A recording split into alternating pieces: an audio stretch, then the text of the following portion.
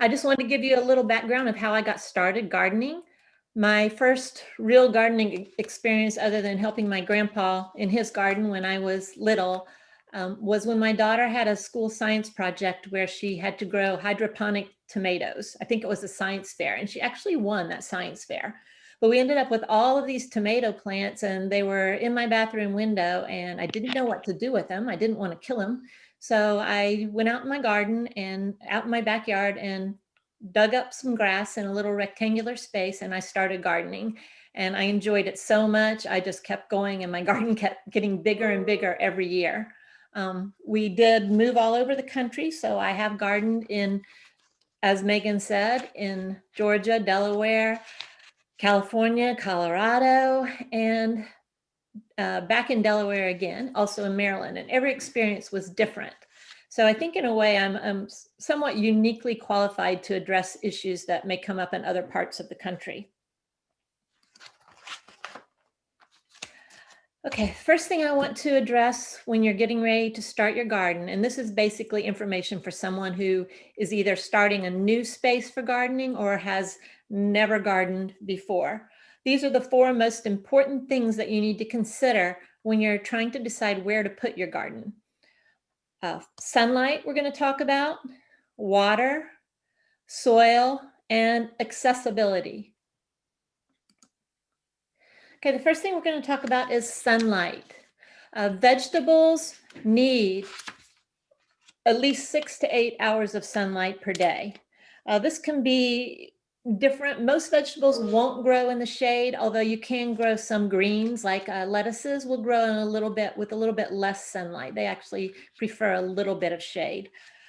Most regular plants would like 6 to 8 hours, although I grow sweet potatoes, as you heard, they need at least 8 hours of sunlight a day to do well.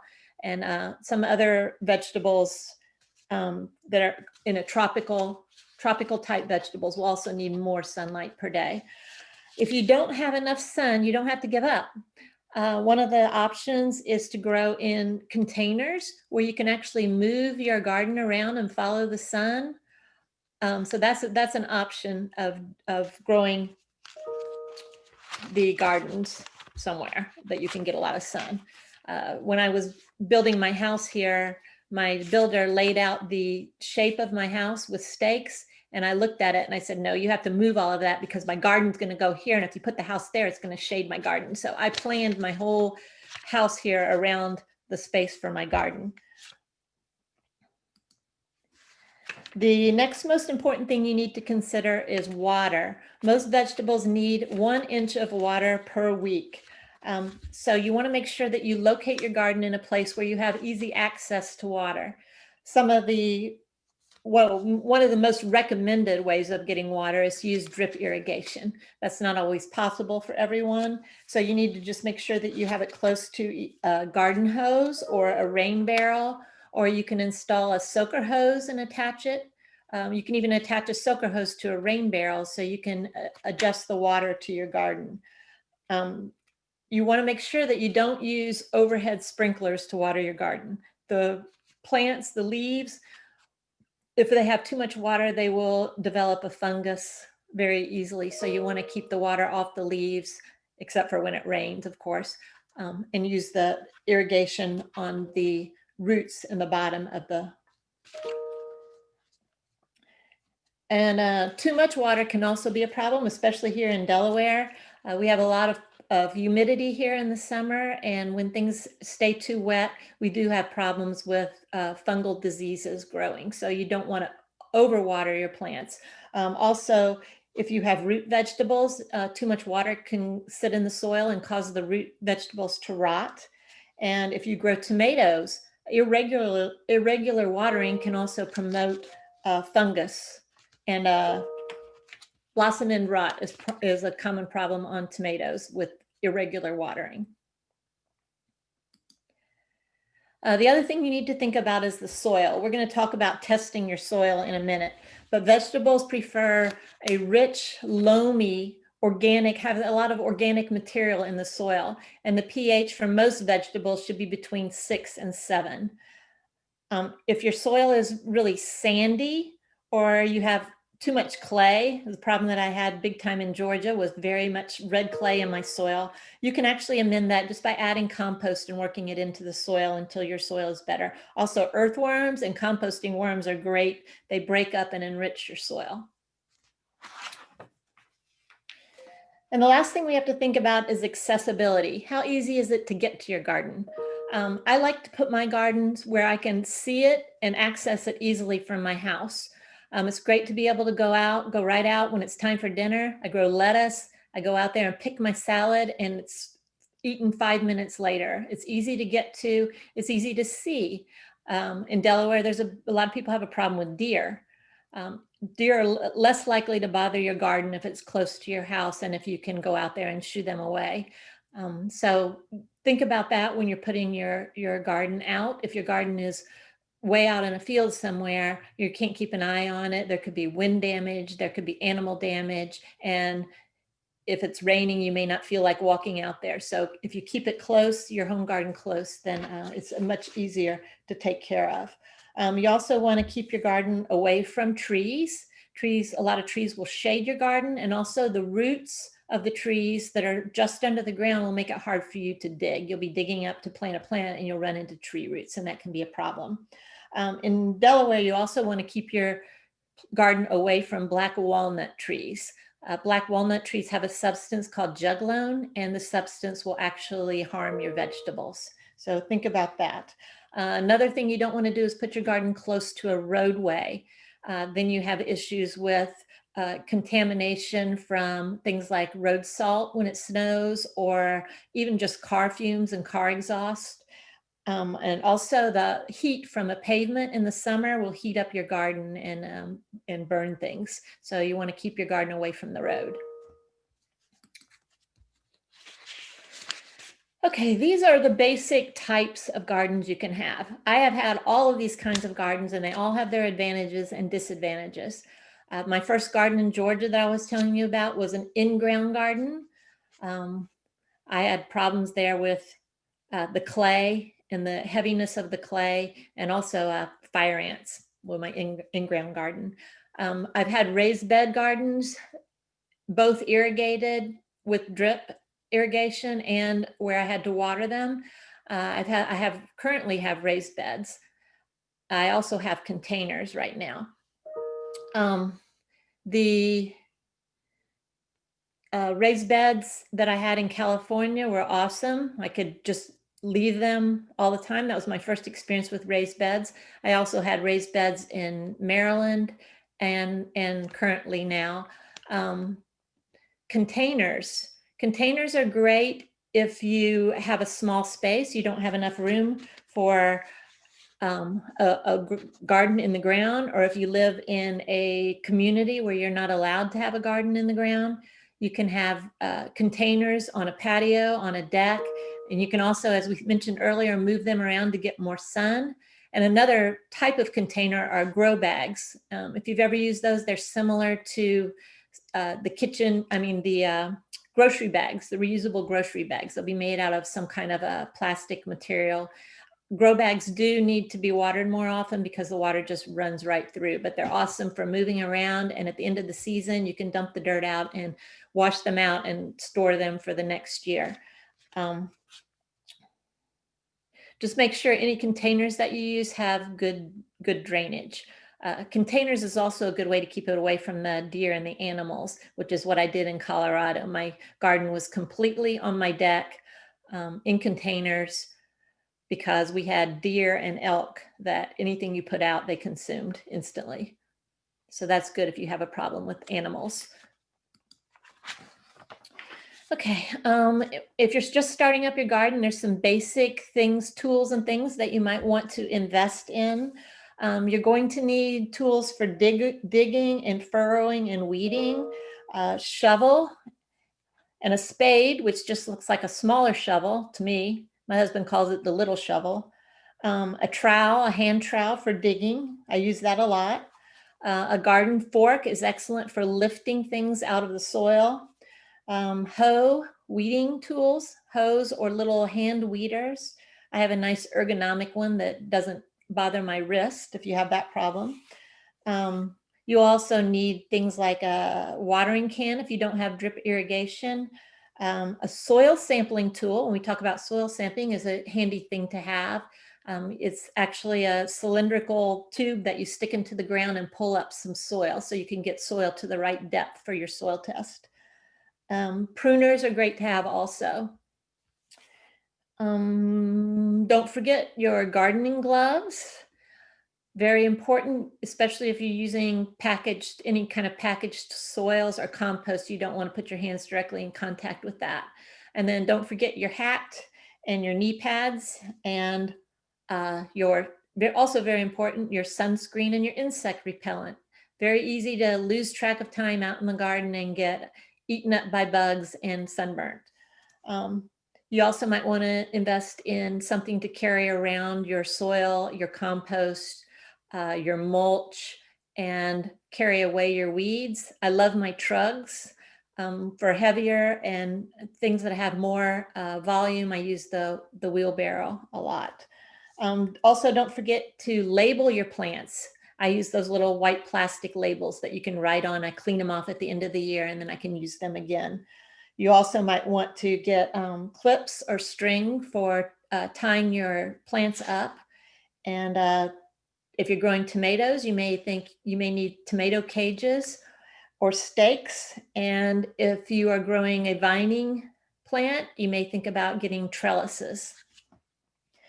Plant food is something that you might want to use. I use my own compost to feed my plants because my garden is organic, and I only feed them with the compost or the compost juice. But if you do invest in foods that you buy at the store, you can add that to the list.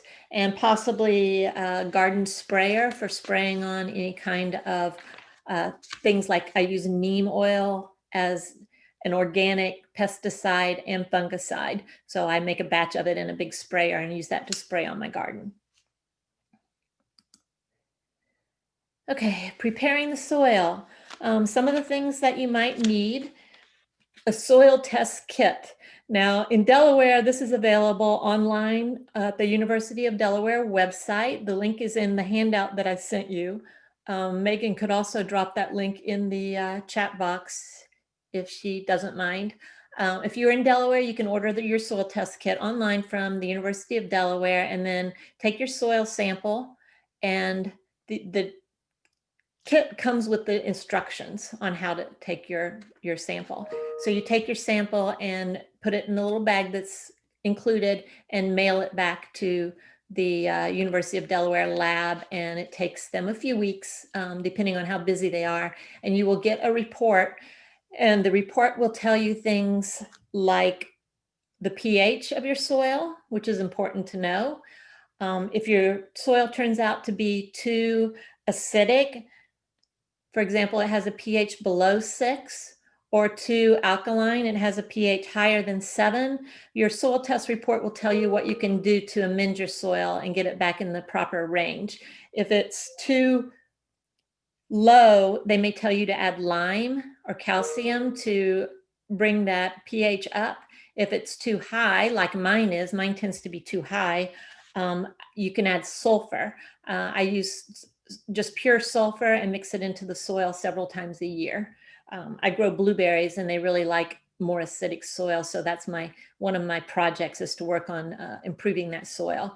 Some vegetables like rhubarb will also prefer a more acidic soil. So that's how you would fix the pH. Your soil test report will also tell you things like whether or not you have lead in your soil. That's something else that's important to know, and other kinds of nutrients that are available for your plants.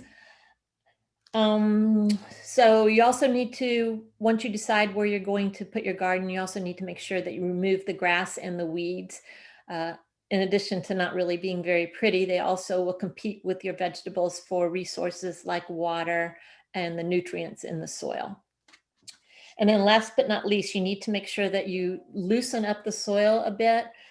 You can dig down about 6 to 10 inches and add 2 to 4 inches of organic matter, like compost and mix that into the soil, and that will improve your soil, make it have better drainage. Also, let the air be able to get to the roots. The roots do need some air. It's not good for them to be sitting in solid, compacted soil or too wet of soil. Okay, once you've got your garden ready, you're ready to decide what you're going to grow. The map here is the USDA growing plant hardiness zone map for the entire country. As you can see, there's a lot of different growing zones. We're going to talk in a minute about something that's actually more important than growing zones. The growing zones are most important if you're growing perennials, because what you're concerned about is whether or not it's going to get too cold in the winter where you live to grow something.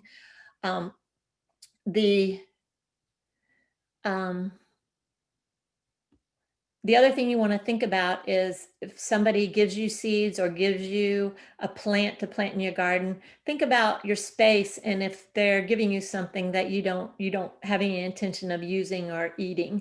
I've had people give me plants and then they've grown and I've been, oh my gosh, I'm not going to eat that. I wish I'd planted something else there. So grow what you're going to eat, grow what your family likes, grow what you can share with your neighbors, and you'll be happier. Another thing I would recommend is to pick vegetables that are hard to find. An example of that is heirloom tomatoes. You can go to the store and find all kinds of vine ripened and hothouse tomatoes, but the really flavorful, good ones that are hard to find, and if you do find them, they may be more expensive, are things like heirloom tomatoes. And we'll talk more about heirloom and what that means in a minute. Also take into consideration whether or not your plants are going to be annuals, biennials, or perennials. Most vegetables that you grow in your garden are annuals. So in that case, you really don't have to worry a lot about the growing zone. If you're growing perennials, and some examples of perennials you might want to grow, asparagus is a perennial, rhubarb, horseradish, globe artichokes, and then you have your perennial herbs. So the perennial herbs like rosemary, mint, those things you have to remember, if you plant them somewhere, that's their permanent location as long as they live, unless you put them in a container. Mint, I would definitely recommend putting into a container because it will spread and take over your garden, and it's very difficult once it's taken hold to actually get rid of, to plant something else in that spot.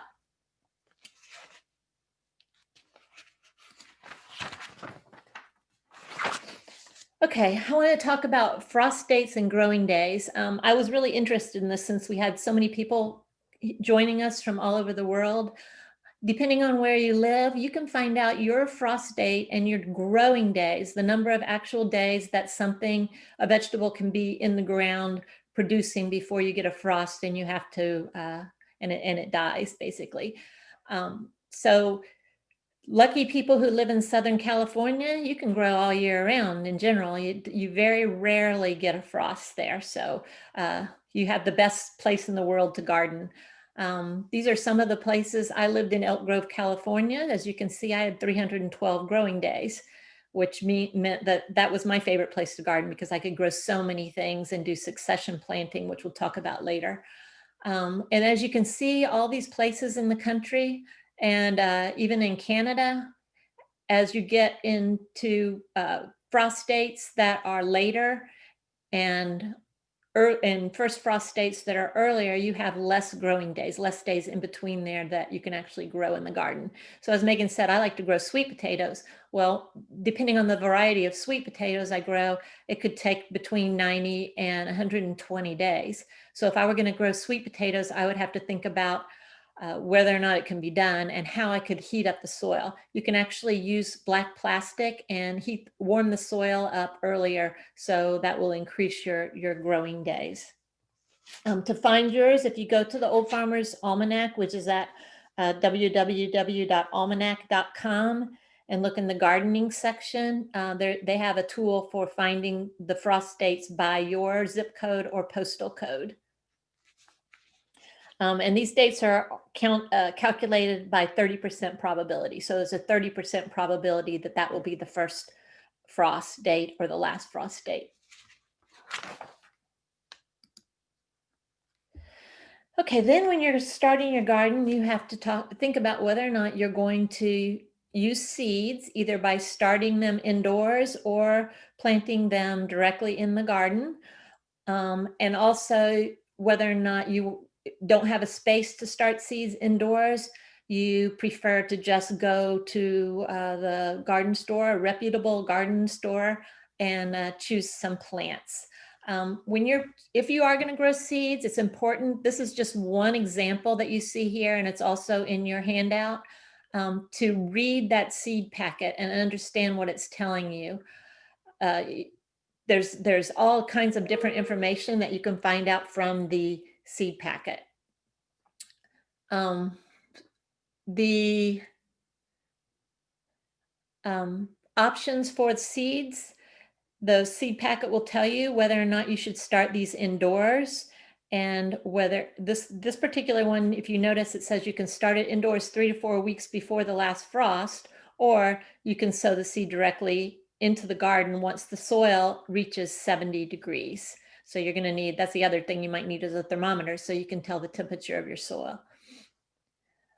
If you are going to go to the garden store and buy plants, you want to make sure those are healthy plants. So I'm going to tell you what you need to look for. The plant should have no signs of insect or disease.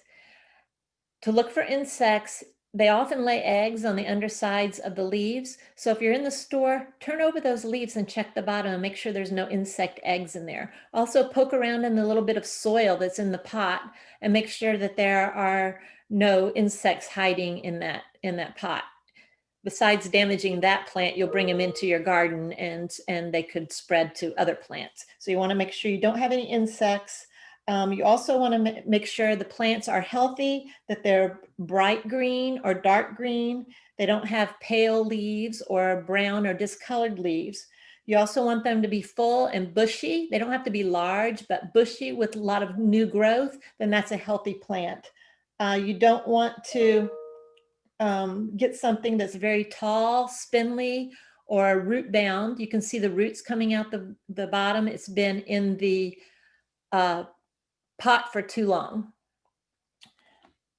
And if they're wilted, then they haven't been getting enough water and they're not doing well. To check out a resource for information about good plants, this is also in your handout. There's a link to the All American Selections website. This is not a place to buy it. It's just the information to find plants that have been designated as good choices for a garden.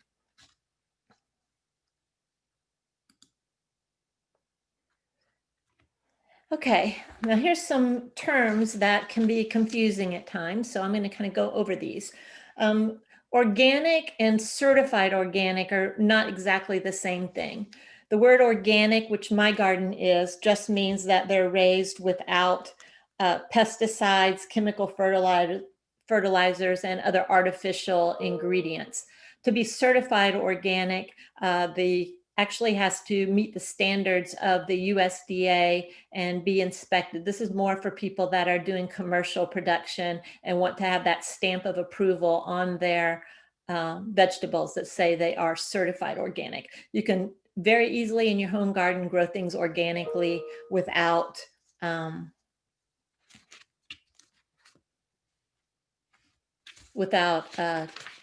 certifying them. Heirloom, we mentioned heirloom tomatoes earlier. Heirloom traditionally means something that's handed down from generation to generation. So there are seeds out there. You can have seeds that your great grandparents grew in their garden and things that you can't find anymore that aren't available. So a lot of people save these heirloom seeds and hand them down over generations. Heirloom plants are always open pollinated, so we'll talk about that in a minute. And they are seeds that you can save, and they are special. Like you've seen heirloom tomatoes, and they're all very unique. The word hybrid.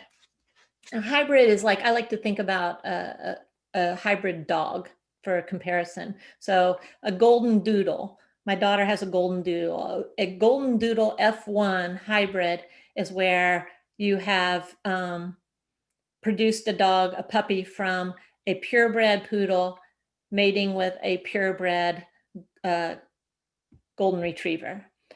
If you make two golden doodles together, you're not getting an F1, you're getting a mutt. So you never know what the characteristics are going to be. That's why they don't recommend saving seeds that are marked hybrid, because they are a mix, and if you put them together, then you're not, and you put the seeds together, you don't know what you're going to get. You could get traits of one of the parents or the other, and you don't know what they're going to be like. So it's not recommended that you save hybrid seeds.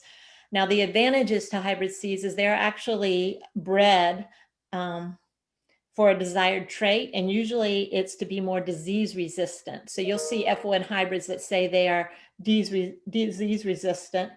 They recover better from weather or insect damage. So that's the big advantage of using those hybrid seeds.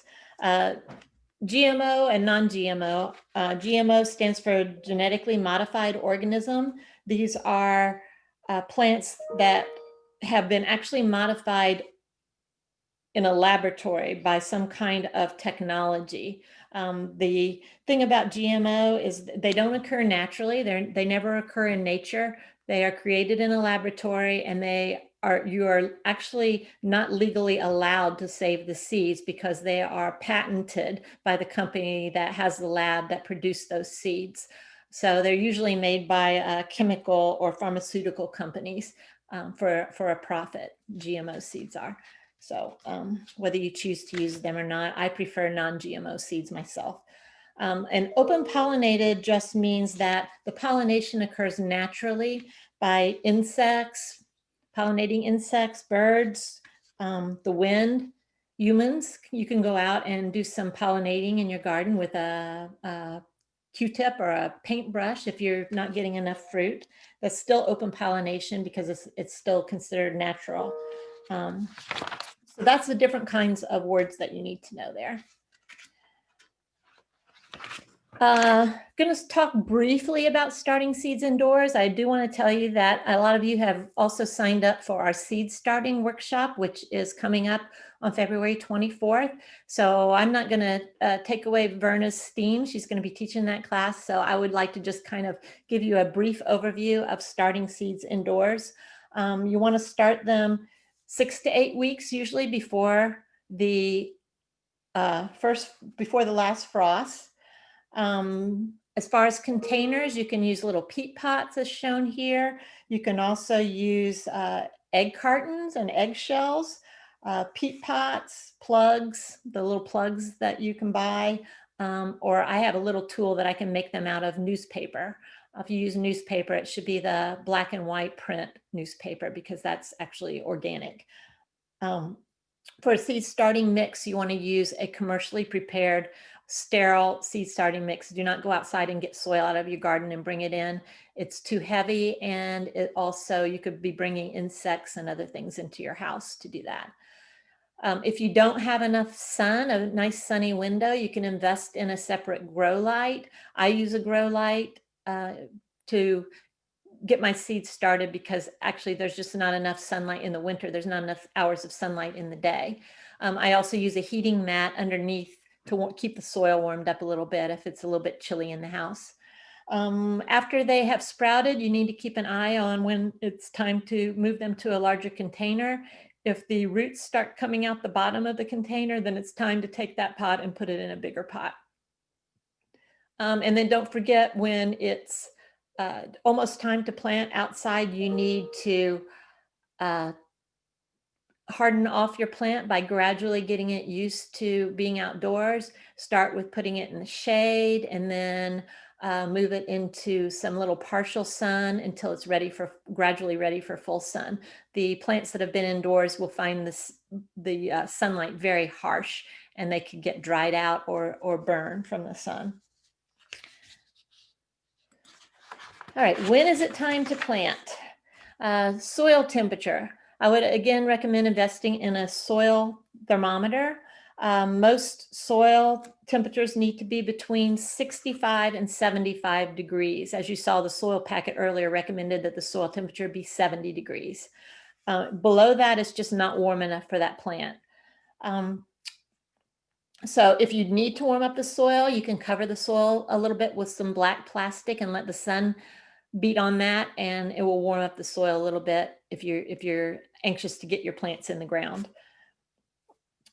Also, you don't want to go planting when the soil is too wet. You take a handful of soil, and if you can crumble it and it falls out, then it's good. If it sticks together like Play-Doh, then your soil is too wet and you need to let it dry out before you plant. You want to plant on a cloudy day or in the late afternoon so that they also have a chance of not drying out and wilting. That harsh sun again will wilt them if you plant them in the heat of the day. Most of your vegetables you want to plant at the depth, the original depth they were in the container. So dig a hole and put them in at the same depth. The exception is tomatoes. Tomatoes need to be planted very deeply. So I would recommend removing at least the bottom 2/3 of the leaves and either burying it all the way down so that only the leaves are sticking out the top. It'll look really small, but it's much healthier for that plant. And if you can't dig that deep, you can also dig a little trench and actually lay the plant horizontally in that trench with just the green top sticking out, cover it with dirt. And what'll happen is roots will grow all along that stem, and it'll be a stronger, healthier plant. It will be more able to absorb water and nutrients. So that's the exception to planting depth. Plant spacing, the package will tell you how to space it. Most of the time, this is for planting in the ground. I actually have found that I can put them a little bit closer together in my raised beds, but basically follow the instructions on your soil packet, on your seed packet for the spacing of how far the plants and the rows should be. Don't forget to mulch.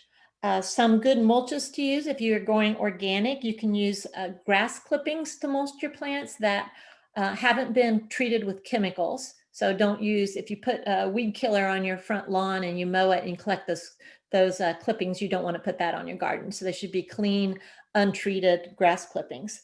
You can also use hay or straw. If you saved any leaves from the fall, the decomposed leaves will make a good mulch. Aged sawdust, and again, the black and white newspaper, if you shred it up, that can also be used as a mulch. If you are going to use grow vining plants like cucumbers or beans or peas, you may want to put in your trellises, create some trellises. You can buy some or you can make your own. I use things like string or chicken wire and stakes a lot. Use stakes or tomato cages for tomatoes and peppers. I want to briefly mention companion planting, but I also want to tell you that we did do a workshop last spring on companion planting, and it was recorded. The quality of it is a little questionable, but if you can look past that, it was one of our earliest Zoom workshops where we were still figuring out what to do. But if you go to the Delaware State University website that's in your email, you can go to the section where you can see the recordings, and there's a recording on companion planting. I just want to mention what it is.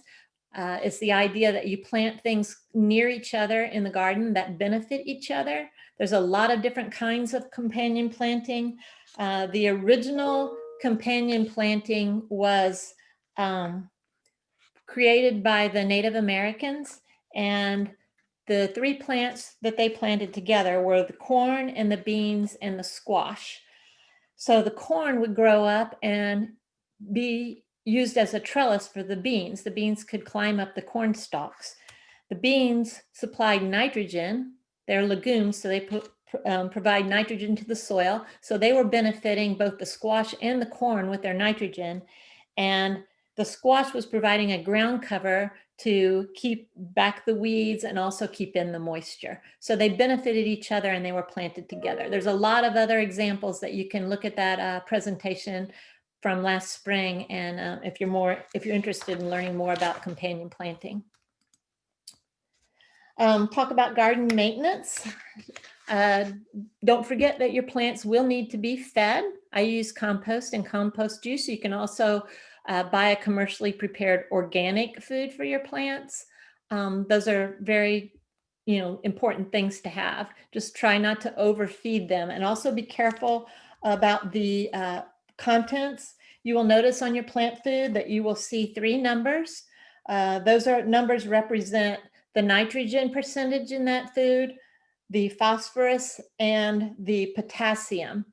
The nitrogen, high numbers in nitrogen are really good if you're growing lettuces or green leafy plants with a lot of greenery. That will promote green growth and leaves. But if you're growing tomatoes or peppers or something that produces a fruit, you want to keep that number a little bit lower. What will happen if you have too much nitrogen is you'll get too much green growth and you'll sacrifice the growth of the fruit. Phosphorus, the middle number in those 3 numbers, is for root growth and fruit development. So if you're growing tomatoes or peppers, you want that middle number to be higher. And potassium is just great for helping with root development and disease resistance in your plants. So those are the ingredients in the foods. Pollination, you want to make sure that your plants are getting pollinated. A good way to ensure that they are pollinated is to attract pollinators to your garden. Attract bees, you can plant flowers. Butterflies will also pollinate your plants. That's why I don't use a lot of pesticides, because it will kill everything. And then you kill the bees, your plants are not going to get pollinated. Also, make sure you keep the weeds out. Again, the weeds, other than just being unattractive, will also compete with your plants for resources like water and nutrition. I want to mention integrated pest management a minute, IPM. There's 4 types of pest management that I want to talk about. The first is biological control. Biological control is just when you attract the beneficial insects to your garden, the insects that actually, good insects that eat the bad insects. I have another presentation on the website also that you can watch the recording of, called Garden Monsters, where I went really in depth on biological control in the garden. Another method of pest management is cultural control, and this is when you practice things like crop rotation. I had a problem with squash bugs, for example. You have squash bugs on your squash or your cucumbers, and they will overwinter in the soil, and you plant squash in that same spot again next year, those bugs are just going to come right back. So we trick them by moving things around, and that's one type of cultural control. Another type of pest management is mechanical control. So mechanical is just physically removing those bugs. I do this a lot with the Japanese beetles. They drive me crazy. I go out there and pick them off with my bare hands and throw them in a bucket of insecticidal soap solution, or just squish them. So that's a physical mechanical control when you actually pull those bugs off. And as a last resort, you can use a chemical control, which is a pesticide. And remember, anything you use that's a pesticide that kills bugs will kill all of the bugs and not just the bad bugs. Funguses and disease. Like I said before, fungus is a big problem in Delaware because it's so humid here in the summer. The only way to prevent a fungus is to put something on your plants, a fungicide, before the fungus happens. I use neem oil. It's a insecticide and also a fungicide. But the thing about neem oil, it's natural and organic. You just have to keep putting it on there every day because it disappears. It gets rained off. Another way to help prevent diseases is to buy disease-resistant plants or seeds. Tomatoes, for example, you may see a package that says VFN on it. What that means is the V means it's resistant to verticillium wilt, which is a fungus. The F stands for fusarium. It's resistant to that fungus. And the N stands for nematodes, which are little organisms that live in the soil, and tomatoes and other things like sweet potatoes are susceptible to damage from nematodes. And also very important to do is to make sure that if you do get any kind of disease, you thoroughly clean your tools before you move from one plant to another. basically anything you would use to kill a coronavirus would work to kill diseases on your tools. So I use alcohol or alcohol wipes. You can also use bleach or any kind of household disinfectant cleaners to clean those tools up.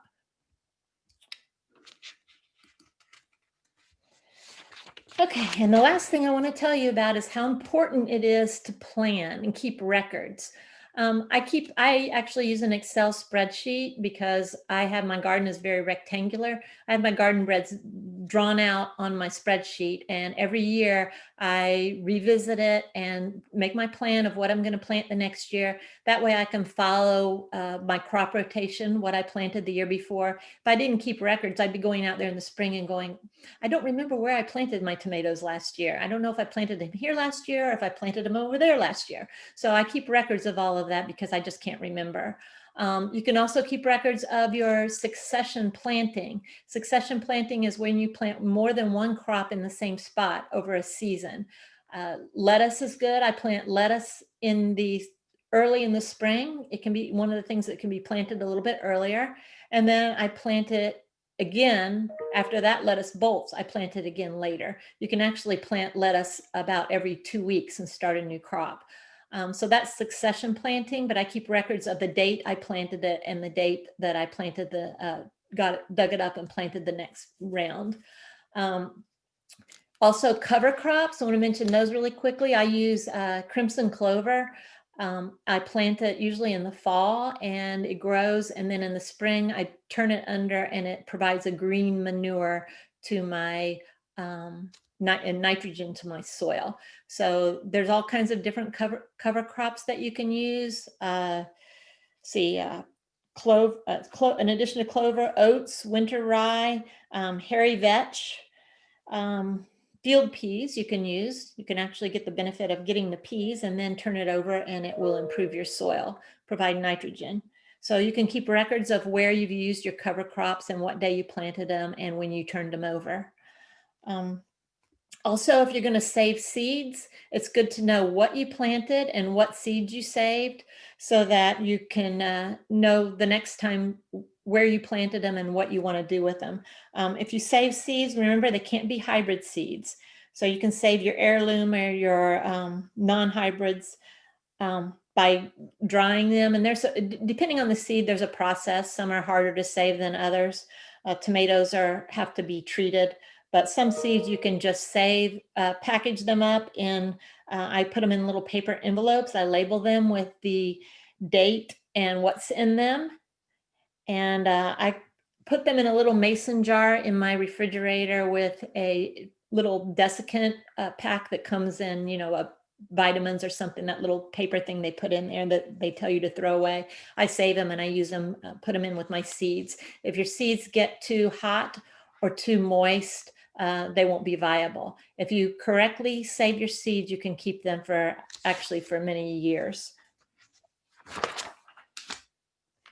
And this information here is just the resources that I sent you. I hope you got with your email a list of all of the references, and we use a lot of extension or reputable sources to get our information. So these are a lot of extension websites and then some of the other resources that we've used. And you have that information in your email. Also want to mention to you that we do provide equal opportunities to all. We are affiliated with the Cooperative Extension, and that is our policy. Okay, and we're to the time now where I can try to answer any questions that you might have. And if you got the handout, this handout in the mail and you printed it and you tried to fill it in, if there's anything I missed on there that you want to know about, feel free to ask. Verna, are there any questions for me at this time? Not a whole lot, but I have a couple. Okay. One of them is, how do you know what 1 inch of water is? Whether you're using like a soaker hose or when you're watering by hand? That's a good question. I have drip irrigation, and I actually can control how much water I get through the drip irrigation. If you're using a drip, you can control that. I also have, you can use a rain gauge so that you'll know that if it's rained a lot, whether or not you need to water it. So you can use a rain gauge. There's other ways, depending on what system you're using. If you're just using rain, it's hard to tell exactly what an inch a week is. I agree. That's what they recommend. So other than using some kind of process, rain gauge is the best way to tell, I think. Another question is, any experience with growing sweet potatoes in grow bags? Yes, I actually have grown them in grow bags, and they did very well. I have a grow bag, a special kind that actually has a window, a thing that you can open up and access them from below. They do grow, sweet potatoes do grow fairly close to the surface. When I first started, I thought they would be down really deep, but in general, if you have enough space, they will grow out like roots from the main plant. And I have grown them successfully in grow bags for sure. Another question is, do you have any ideas on keeping a cat out of a raised bed without using a boundary fence? I don't have a cat, and I've had dogs, and to keep the dogs out when they were younger. Right now they're trained to stay out, but when they were younger, I put a little extra row of like a chicken wire, that plastic form of chicken wire. I staked it around and tied it up to keep them out. Of course, you can cover something with a row cover or something like that. Other than that, I don't know. I don't have cats. There's neighborhood cats that will come dig up in my landscaping, but I don't think they've gotten into my garden because I have dogs. So I don't know, maybe get a dog and that would help. I don't know what else to tell you. Okay, how do you know the temperature of the soil? And I think you kind of answered that. Right, I have a soil thermometer. I don't have it handy. It's just a digital. It has like a long probe, and you can buy it anywhere at any garden store. And you know, I just turn it on. It has battery. I turn it on. I stick it in the soil and wait, just like taking your temperature, and it will show the temperature of the soil. So that's a great thing to have because you want to make sure your soil is warm enough. And I do that before I plant my sweet potatoes every year. I check the soil temperature. Sweet potatoes do not like cold. We have a couple of questions about compost. How do you make compost juice? I have a composter that is a one of those kind that turns, and it actually has a container in the bottom that will allow the compost to drain. So I get this liquid, and I take that liquid and I water it down so it's not so strong, and I use that. So that's the system I use. If you have just an open air composter, I'm not really sure unless you were to try to remove some of that and put it into some kind of container where you could drain out the liquid. But that's what I use to feed my plants all summer long. I actually have so much left over. I have gallon jugs of it sitting out in my shed. We are having a workshop on composting coming up also. That's on March 8th. So if you want to sign up for that, you can get a lot more information about how to make your own compost.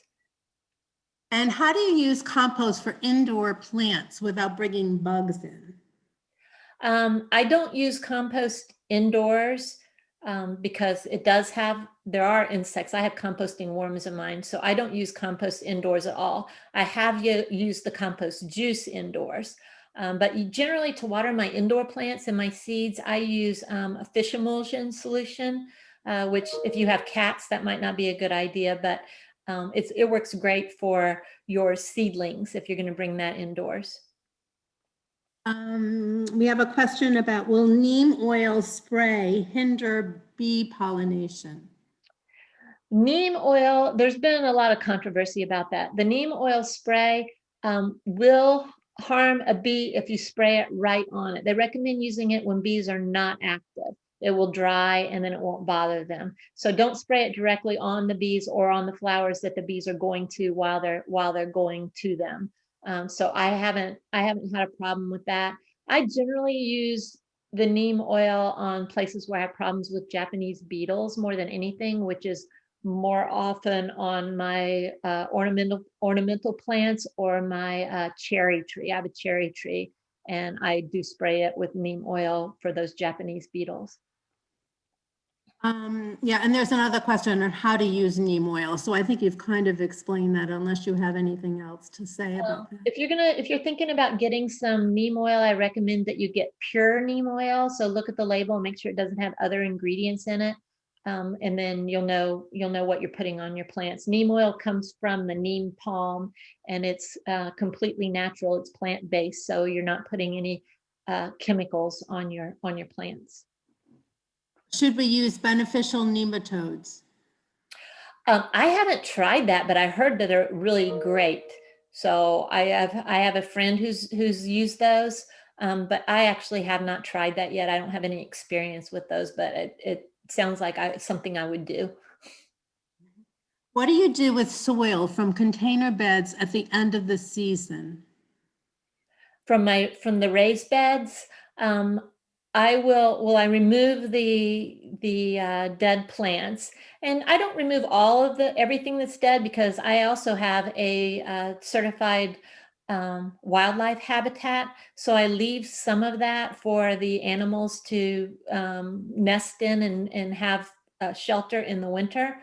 But I take a lot of it off. Sometimes I plant cover crops there, so I'll loosen up the soil and throw in some crimson clover seeds usually, and get the weeds out and just generally clean up. I try to keep my soil as loose as possible, because if you do it more often, of course, it's less work in the spring to do that. Any thoughts on whether we should buy worms for adding into new raised beds? I have bought composting worms once. Those are red wrigglers, which I think actually are the same kind they use to go fishing. They are great for your breaking things down. They love your compost, but what happened is I never had to buy them again, because if you dig into my compost pile, the bottom is like so full of worms. So I just continue adding those to my garden so that they'll actually finish doing their job with anything that isn't completely composted. And then of course, earthworms are good. I've heard recently that there are actually native earthworms and invasive earthworms, and I don't know enough about that to go into that in more detail. But when I find a worm in my driveway after the rain or whatever, I'll tend to throw them in my yard or in my garden, because they do break up the soil, which is good. What time of day should you check the temperature, I guess, of the soil? I don't know if it's of the soil or just the temperature in general. I guess temperature is soil, probably. Well, it doesn't really matter, because actually you're sticking that probe down into the soil about at least 6 inches. Probably you don't want to do it in the heat of the day, but I would say either, mid-morning or early evening would probably be the best time, the time that the air temperature is most, neutral for the day. But you are going to stick that deep in the soil, so that temperature down there is going to be relatively constant. What do you think about direct composting? I don't know what direct composting, you mean putting materials right into your garden? Yeah. I wouldn't do that, because they need to break down to be useful to the plants. I don't know, Verna, are you going to talk about that in your workshop? Um, I, I talk about using composting, but not direct. I'll have to look that up. Compost has to be a certain condition. It's supposed to not smell. It's supposed to be where you can crumble it in your hand and look like really good rich soil. My compost, sometimes I have like a multi-stage composting process here. It's very complicated, but when we dig it out, I'll say, well, it's not ready yet. It looks like slime, that kind of thing. So I think if you try to compost directly in your garden, unless you have a big space and you can keep things separated, I don't think I would really recommend doing that. It's supposed to be kind of aged in a certain temperature. There is even temperature gauges for compost to make sure that it's really aged. And right, and compost needs to reach a certain temperature to kill all the bacteria and everything that was in the things that you put in there. So I don't think it would probably be the best idea to try to compost directly in. I wouldn't recommend that either. Now, someone wanted to know about seed catalogs. What seed catalogs do you recommend? Well, we're not, as master gardeners, we can't specifically recommend any special source. I would say go through them all and find out what they have. I ordered some things one time and the seeds were terrible, so it's like I'm never going to order from them again. I can't tell you who that was, but I know other people have had successes. You can also look for organic companies. I prefer, or even companies that have an organic section in their catalog if you want things that are produced organically. There's also I think it's in your handout, might be the Seed Savers Exchange, where you can get seeds from other people who've saved theirs and maybe trade them. So you can get something you want and they can get something they want. You could try that. But I can't recommend any particular catalog or company. I look at all of them and I make decisions based on what they have to offer, rather than what the name of the company is. When we're talking about thermometers, Michael has a suggestion. You can get a mechanical thermometer, push it in the soil a few inches and leave it there. I check weekly during the growing season Mm-hmm. to check the They have those, temperature. right? Yep, there's all kinds of different kinds you can use. I just have the simple digital one. And like I said, I just take it out, turn it on, stick it in the soil, look at the temperature, and then put it away. But you can definitely, they do have some that you can leave out there and check it all the time. There was a question about handouts. Where do you get the handouts? If you got the email with the Zoom link, they were attached. They were an attachment to the Zoom link. There was one that was a kind of like a worksheet, and there was also the list of all the resources. Those two things were attachments on the email with the Zoom link. When is the best time to spray neem oil on apple and peach trees to prevent insect infestation that kills off the flowering buds, resulting in no fruit? I don't know if that's something that's recommended for those kinds of trees. I know that I think generally for fruit trees, the recommendation is for something like horticultural oils and things. It depends on what they are. I don't know. I don't have a lot of experience with fruit trees myself. I use neem oil on my cherry trees specifically for the Japanese beetles and the fungus problems that I get. But as far as what time to spray it on, during that season when the Japanese beetles are active, when they come out in June in the heat of the summer, they come out and they are crazy. I'll go out and spray 2 or 3 times a day and hand pick them off. If it rains, you have to spray it again. It washes right off. It doesn't stay. So if you have a lot of fruit trees, I don't think that would really be a practical thing to do because you would be spending all your time doing nothing else but spraying your trees over and over again. And I just want to remind you that Megan has put in the evaluation form, the link to the evaluation form in the chat box. What about insecticidal soap? Is it harmful to pollinators? I use it on my squash bugs and things like that. To actually, they will ingest it and die, or it'll get on them. I would be very careful and not spray pollinators with insecticidal soap. So use it with caution.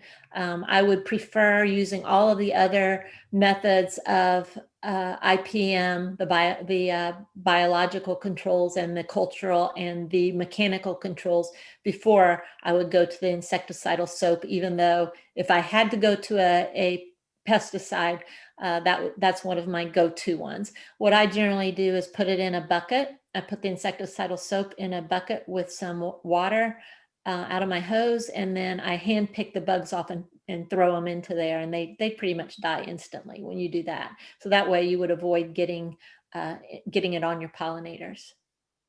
There's a question about someone who learned in the past that 2 aspirin dissolved in 1 quart of water is a good antifungal spray for plants. Is this correct? I can't really answer that. That wasn't part of what the master gardeners recommend. But I don't. You do whatever works for you. I have no answer to the aspirin issue. That's not one of our scientific approved methods that we try to share with people. And there's another person who wondered about turmeric powder, if that works for as an antifungal. Turmeric, I'm not sure about that. You would probably have to research that. I haven't used the only kinds of things that I would call spices I've put in my garden is hot pepper. Hot pepper will help keep some pests away, like cayenne and things, but I haven't tried using turmeric for anything. So I really don't know about that one. Megan also put a direct link to the forms here, so you have that. What causes the flowers to drop off zucchini plants, resulting in no fruit? Oh my gosh, that's a good question. Oh, I used to know the answer to that, but I, I don't remember right now. Does anybody, Linda, or we are going to have a squash workshop coming up in the spring that I want to tell you about too. And I don't remember specifically what causes those flowers to drop off. I know it is a problem, but I'm not sure what the exact cause is. Do you know, Verna? I don't. I've never had that happen. Well, unless they're just not pollinating, there's. Yeah, I know if you don't get a flower pollinated, like she said, you won't get a fruit. So eventually the flower will drop off. I think squash are self-pollinating, aren't they? No. They do need pollination. But the squash are self-pollinating, unlike cucumbers. So they can just, I would just try hand pollinating them. Take a little paintbrush and go put the paintbrush in the flower and brush it around and move the pollen around. I do that with I hand pollinate cucumbers a lot if I think I'm not getting enough fruit. But cucumbers have male and female flowers, and I don't think squash have that. I'm not sure, but I think they need to be pollinated, and I always plant some pollinator plants, companion plants near my squash, and I've really had good luck with them getting pollinated. So lots of marigolds. yes, definitely marigolds. That's a big one for companion planting. Marigolds are awesome in the garden for helping to repel insects and things. Insects don't like the smell of marigolds, French marigolds. Or rabbits. Rabbits don't like them either.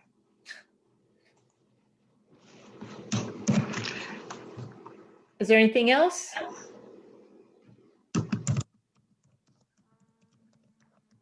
Erna?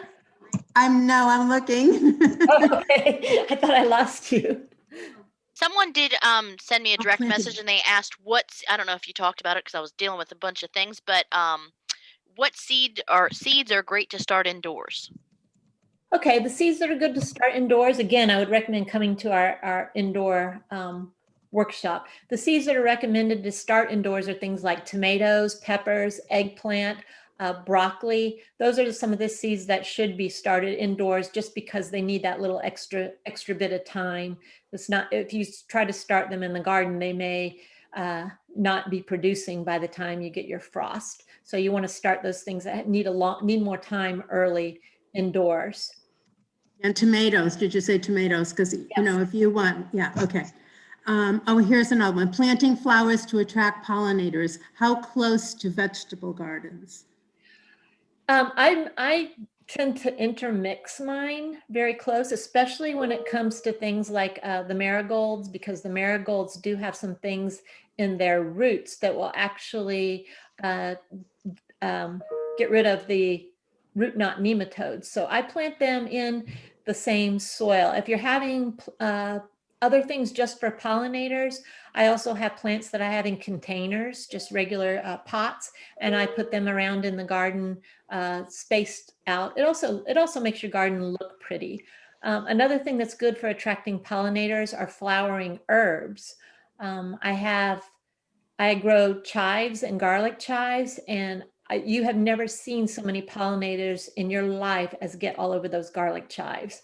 So also things like basil, if you let basil bloom and go to seed, that will attract some pollinators too. And we had a comment about squash has male and female flowers that are open at different times of the day and may need to be hand pollinated. Okay, so like cucumbers where you hand pollinate them. And Okay, squash flowers will fall off if they are males, and also after a flower has been pollinated.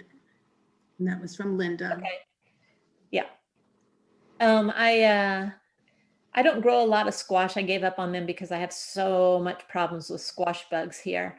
And I had squash in California and it actually took over my whole backyard. So I tend to avoid that. Although I do have some butternut. I had some butternut volunteers in my garden and they did great. I just pretty much ignored them until I went out to pick the squash. Cucumbers, I do have to hand pollinate often. I don't know why. I see bees on them and then I don't get cucumbers. So I'm not sure because the cucumbers do have the male and female flowers. So I do take a paintbrush or a Q-tip out there and pretend like I'm a bee and go from flower to flower, giving it a little extra pollination time there. And I have better luck with direct planting squash, all kinds of squash right out into the garden, the seeds right out into the garden, than starting them indoors because sometimes they get really leggy. And by the time you put them outside, they're really sensitive. And it's not a real hardy kind of plant, I don't think, for starting indoors. Anyway, that's my experience. Right.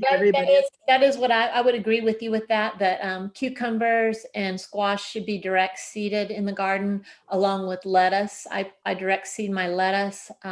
It has such a short time from planting to harvest. There's no need to start it indoors unless you want to grow it indoors. You can grow lettuce indoors all winter and have salads right out of a container.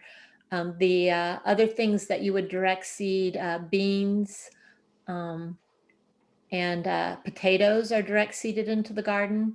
So there's a lot of things that you don't need to start indoors. The things that you start indoors, basically the tomatoes, peppers, eggplant, broccoli are the four that come to mind. Tomatillas, I've grown tomatillas and I also start those indoors. Any suggested solution for gophers? Gophers. I don't have gophers here. I have a marmot at my house in Canada, but I'm not really sure what you would do about that. It's one of those things that you might try putting something out like a hot pepper to detract them by the smell or the taste. Other than that, I don't know. You can try fencing. Do gophers dig?